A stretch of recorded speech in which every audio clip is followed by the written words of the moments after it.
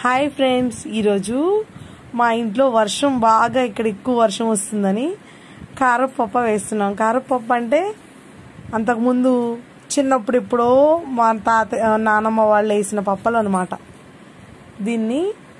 దీనికోసం నేను వీడియో చేద్దామంటే కరెంటు పోయింది, అందుకే జస్ట్ అది వేసిన దాన్ని చూపిస్తున్నాను ఓన్లీ.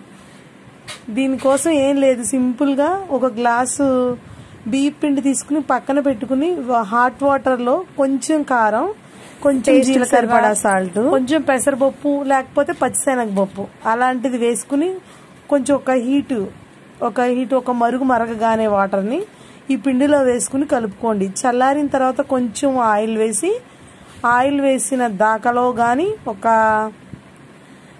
ప్యాన్లో కానీ దాన్ని అతికించండి, పల్చగా అతికించేసి అలా స్లో ఫ్లేమ్లో కాల్చండి. అంతే, రెడీ అవుతుంది.